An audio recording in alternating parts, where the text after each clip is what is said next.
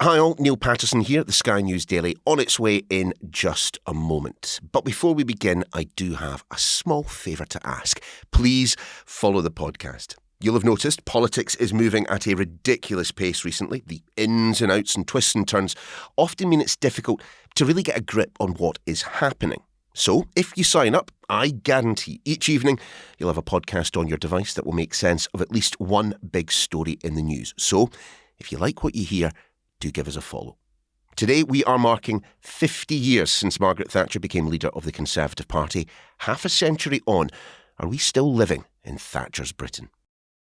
Donald Trump is heading back to the White House. Together we can truly make America great again. We are in for an unpredictable but fascinating 4 years. And we're going to be following every twist and turn for the first 100 days. We'll be bringing you the latest updates and analysis first thing every morning. So join me, James Matthews. Me, Martha Kellner. And me, Mark Stone. For Trump 100, every weekday at 6 a.m, wherever you get your podcasts. Politicians often divide opinion, none more so than Margaret Thatcher. Where there is discord, may we bring harmony. Where there is error, may we bring truth. Where there is doubt, may we bring faith. And where there is despair, may we bring hope. Some see her as saviour of the free world. Her commitment to deregulation, to privatisation, to cutting taxes and reducing the size of the state. Well, for many, that remains the blueprint for a modern Britain. Others tend to see things rather more negatively. The fights with the unions and the breaking of the miners' strike, for example. The poll tax, the selling off of council houses, an economy that pinged around like a pinball. We are down in our Westminster studio today because 50 years on from her election as Conservative Party leader, her time at the top clearly still casts a shadow over British politics. So we're going to be getting two separate but related views of her tenure and legacy. Later, a civil servant who worked alongside her during the latter part of her time as Prime Minister. But let's start with someone who, although on the outside, I think was there for the majority of Margaret Thatcher's time in Downing Street, our chief political correspondent, Jon Craig. Actually, Jon, as I understand it, your connection with Mrs Thatcher began, sometime before you even became a journalist. I can reveal, Neil, the very first time I set foot in Parliament was February the 4th, 1975, which was the day of the first ballot in the election when she became Tory leader. I was a sixth former, Tadcaster Grammar School, studying British government and politics, and our teacher, a London docker's son called Harry Dover, took us to Parliament in a minibus. And it was the day of that first ballot. Harold Wilson, bravura performance at PMQ's, a vaudeville music hall act, and then MPs started flooding into the chamber. Labour MPs were laughing. Well, they weren't laughing after she won 3 general elections. Perhaps the most successful Conservative Prime Minister, arguably, that there has ever been. Thatcherism, though, the term that has come to describe her politics, what does it mean? Well, tax cuts, spending cuts, privatisation, council house sales, taking on the trade unions. These are policies that she formed in opposition between 75 and 79. Yes, those sort of policies had never been... there'd always been a consensus, hadn't there? I mean, the Heath government was nothing like the Thatcher government. And she took on the so-called wets in her party with these pretty robust right-wing policies. They were controversial. In the early years of her premiership, unemployment rose quite significantly to around about 2 million. And it was the Tory conference of 1980 when unemployment was rising. Plenty in the Tory party were saying, no, stop these spending cuts, spend more. She famously said at the Tory conference. Jon, how about we actually listen to Margaret Thatcher herself in her own words? Here she is at that conference back in 1980. You turn if you want to.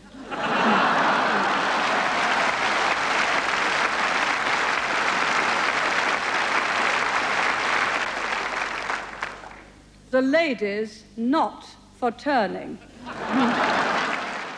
She was, though, being pushed to change course in the years after that speech. I became a political correspondent in 1982. Now, that was the year of the Falklands War, a very significant episode in Thatcher's story because, of course, it was that period in the run-up to the Falklands War when she was in trouble. She was under pressure to change course.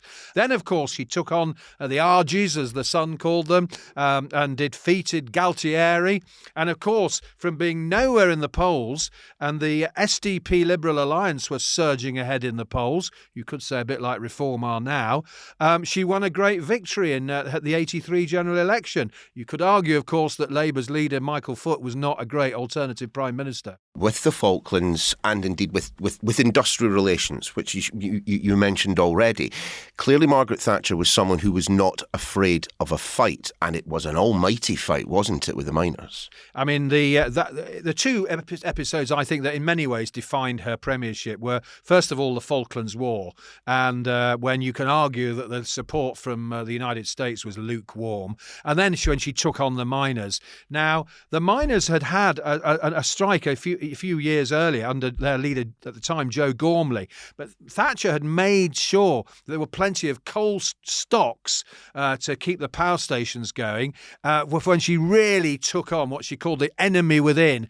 the left-wing militant Arthur Scargill, who was leading the 84-85 miners' strike. It was a bloody and brutal battle. There were brutal clashes between police and pickets at many pits in Yorkshire in particular. Yeah, pitched battles were taking place up and down this country. What at the core of it was the issue with mines, mining and coal in this country? Well, the problem was the stocks were running out, and the coal board under Ian McGregor, who she'd appointed, he'd previously been chairman of British Shipbuilders, and she gave him the coal job, specifically really to make the coal industry, then nationalised, much more economic and shut uneconomic pits. And it was a really fierce battle, lasted about a year. And then, of course, she took on the print unions with the help of Rupert Murdoch at Wapping. That was another big Thatcherite battle against the unions. We still see the lingering effects of those changes to employer-employee relations, in numerous sectors. But I suppose as well, from that time also came this incredible period of deregulation. And again, we are still seeing the effects of it, particularly when it comes to water, I'd say. Years ago, the water industry was run by committees, a lot of councillors on the water boards and so on. Yes, that was one of her privatisations. There was Telsyd, I think it was that British Gas, there was BP. There were some, of course, came a bit later on during John Major's time, Rail, for example. Yes, privatisation. British Airways was a classic. They had a boss called Lord King, who was a great Thatcher favourite. I mean, she had her favourites in industry, and of course they prospered, many of them. Privatisation, deregulation, you mentioned the city, the Big Bang. Do you remember that back in the 80s? We could join the dots, though, couldn't we, John, between that deregulation in the city and what happened globally in 2008, the financial crisis. Again, this is part of our legacy, isn't it? Well, politicians will argue about that, won't they? The Tories under David Cameron forever blamed 2008 on Gordon Brown and Alistair Darling. There are plenty who say that these days, I think with some justification, that privatising water has been a disaster. The Thames Water and other water companies are in terrible financial state. It may well be that taxpayers have to bail them out to some extent. Also, Labour relations, of course, because Tories and their supporters now claim that Angela Rayner's proposals are going back to the 70s when, of course, there were strikes, rubbish piling up in the streets and all that. She would argue, and her supporters would argue, that in the 70s Britain was a basket case under James Callaghan, winter of discontent and all that. She was brought in to sort all that out, and her supporters would claim she did brilliantly. But John, as well as all of that, she did deepen the relationship that the United Kingdom had with Europe and arguably set in train all the problems that the Conservative Party has had on the issue of Europe ever since. Well, those loyal to Margaret Thatcher would say that was not her fault at all. Yes, she took the UK further into Europe, the single market and so on, but she did have a running feud with Jacques Delors, who was a real bogeyman for Fleet Street at the time. Up yours, Delors was a great Sun headline. He was a federalist, and there were plenty of federalists in the 80s in Brussels, and there was one occasion when she famously said in Prime Minister's questions, no, no, no. When she became Prime Minister, she demanded a rebate from Brussels. I want our money back, she said. She fought constant battles with Brussels, and indeed she had a pretty frosty relationship with some European leaders who she reckoned were far too federalist. And ultimately, it was Europe that brought her down. I was there at the beginning. I was there at the end. I was there in Paris when she didn't get enough votes to survive in 1990. And famously, Bernard Ingham, her press secretary, pushed the BBC's John Sargent out of the way as she emerged from the British Embassy in Paris.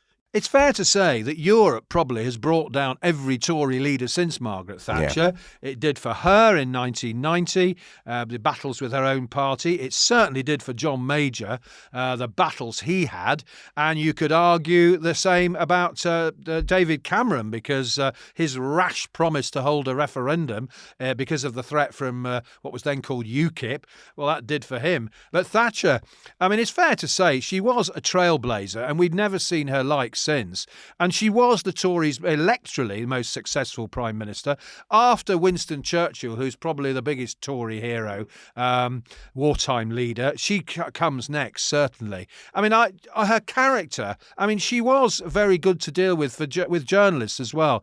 I started off in the 1980s working for regional papers. If you went to a Margaret Thatcher news conference, it wasn't just the big beasts and the titans among the broadcasters who got called. She would call junior reporters like me at her press conferences. And I remember going on trips with her, and she remembered people's names. Old politicians trick that. Kemi was good at that as well.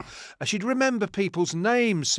She was friendly and charming. She had the toughness, but she also had the charm as well. Yeah, but she also had a single-mindedness, and that was, I think, was perhaps most displayed when it came to the poll tax. Yes, well, that was a blunder. She was badly advised there. She wanted remind us what it was. The old system was called the rates. She thought it was unfair that a granny living alone in a big house should be absolutely clobbered in the rates, and also that big families living in a house were getting off and not paying so much. So the idea was people would pay individually, but it was rushed in by the Tories, and of course that was one of the things brought about her downfall. There were riots over that as well. And it was Michael Heseltine's pledge, of course, to get rid of the poll tax that brought about her downfall. And, of course, the first thing John Major did was appoint Michael Heseltine to his government, and they scrapped the poll tax.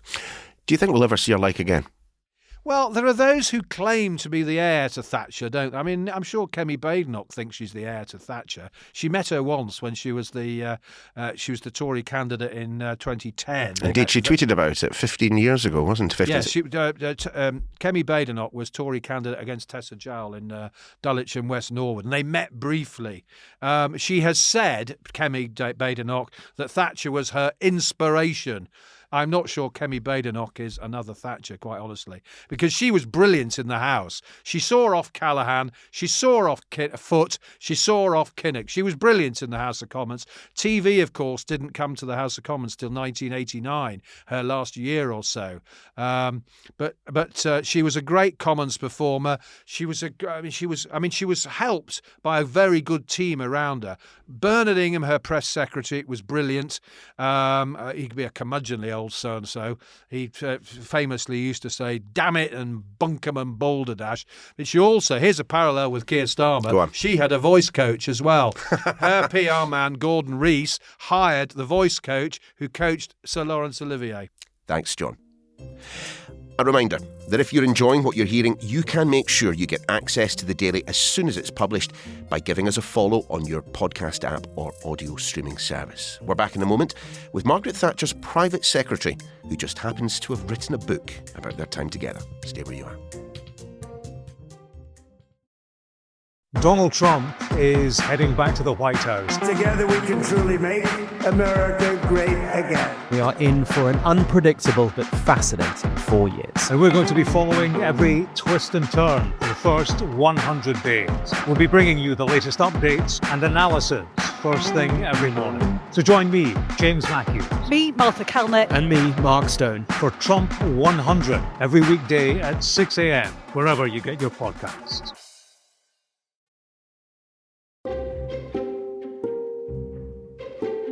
Right, so we're talking Margaret Thatcher's legacy, 50 years on from her becoming Conservative Party leader, and at a time when I'd wager many party members would love to see her back. Caroline Slocock was private secretary to Mrs Thatcher in the latter part of her time in Number 10. She's also the author of People Like Us, Margaret Thatcher and Me. Caroline, so just how was Margaret Thatcher to work alongside? I mean, it is fair to say, isn't it? You are from different places on the political spectrum.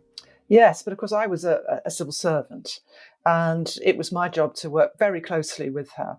There was only 5 private secretaries at that time. I spent as well as time in the office. I was out and about with her a lot by her side. And my job was almost to think my way into her headspace so that I could be her eyes and ears. And that's something which I found remarkably easy to do because she was very clear about what she was about, what she believed and what she wanted. There was certainly a charm to her, wasn't there? And a charm which she used to great effect with some members of her cabinet, but also other international leaders. Yes, I mean, she forged a very strong relationship with Gorbachev, arch enemy Russia, but she did, and with Ronald Reagan, and that helped to end the Cold War. And I think she did use her feminine charms. She liked men who liked women. President Mitterrand said of her that she had the eyes of Caligula and the mouth of Marilyn Monroe. It's a good phrase. I'm not so sure whether she was entirely pleased with that characterisation. What do you think? She didn't like President Mitterrand. That is true. Why do you think then, Caroline, that so many within the Conservative Party, obviously, they still lionise and idolise her and her time in office, but also a Labour Prime Minister, of all things, invoking her name? Why do you think that is? It's because she was so successful at making change happen in Britain. So many things which we take for granted and actually perhaps don't even like the privatised water industry or the privatised railways. These are things that are part of her legacy. And, the North-South divide, which is clearly still a kind of running sore for many people. But what they see in her is that unlike them, perhaps, she was able to drive change through. Britain was in decline at the time when she took over as Prime Minister. And although there was an enormous amount of social pain and economic stress along the way, she did change the economy towards a more service economy. And she did bring a kind of prosperity. Kemi Badenoch basically says that Margaret Thatcher is her political heroine. And to be fair, if you look at the ideological underpinnings of the Conservative Party right now, where the party should be going, I think Ms Badenoch would argue that she is much closer to where Margaret Thatcher was than many of her predecessors, her immediate predecessors as leader of the party. The Conservatives sort of still cling to Thatcherism, even though it was 50 years ago when it was invented. And I think, in a sense, they need to move on. But that idea of the small state and low taxes is something that they very much hold to, and which Margaret Thatcher would recognise. But I think that there are things that are very different about her vision. For example, she always put business first. One of her proudest achievements, she said, when she stepped down, was the creation of the European single market. To move away from Europe, our biggest single market, and introduce friction where there was frictionless trade, I think she would have sort of been horrified by. And there are other things as well. For example, a little known fact, but interesting, that in 1989, she went to the UN, the first world leader, and said, we have to have global targets to tackle global warming. I think she'd be horrified, first at the sort of parochialism of the modern Conservative Party, but also at the way in which they've turned net zero into a kind of culture wars. We know that one thing that politicians always like to discuss is legacy. And looking at Whitehall, looking at government, looking at Westminster right now, can we still see the traces, the outlines of what she did? Has there been a lasting impact on the way in which this country is run by nature of her premiership? Absolutely. We haven't yet come up with an alternative to Thatcherism. I mean, the whole way that she changed the course of the civil service, by focusing on efficiency and making it more businesslike. She brought in somebody from Marks and Spencer's to do that. Slight echoes of Musk, I suppose. That legacy hasn't changed. So she changed the inner wiring of government, but I also think she changed politics. And I think people are hankering after her strength, but just don't have the new sense of vision and direction that we need for the 21st century in a very different context. She is often and rightly named, of course, in terms of her being the first British female Prime Minister. But in her role as Prime Minister, did she do anything to advance the cause of women, do you think? She was proud of the fact, I think she gave independent taxation to women, but generally, no. I mean, I was involved in writing speeches with her where she was saying that women should really be in the home or that they should have a nanny, who their children can stay in the home. She was conflicted. People say she sort of climbed up the ladder, then she pulled it up, which I think to an extent she did. She didn't see herself as a feminist. She was a social conservative. So I can see why people have been quite cruel about her. For example, Hilary Mantel called her a psychological transvestite. And Glenda Jackson said she was a woman, but not on my terms. But she was a woman, that's the thing. And she did change our world. She changed it internationally and she changed it in this country at the end of the Cold War. And what I took from her was not a political supporter, a young woman of 33, 34 working for her, is the lesson that actually one woman can change the world. And I've taken that very much to heart, that you can change things. Thanks, Caroline. Just a reminder, if you've enjoyed this episode of The Daily, be sure to give us a follow. You can do that on your podcast app or your audio streaming service. But that's your lot for this edition. We are back again tomorrow. Donald Trump is heading back to the White House. Together we can truly make America great again. We are in for an unpredictable but fascinating 4 years. And we're going to be following every twist and turn for the first 100 days. We'll be bringing you the latest updates and analysis first thing every morning. So join me, James Matthews. Me, Martha Kalnick. And me, Mark Stone. For Trump 100 every weekday at 6 a.m, wherever you get your podcasts.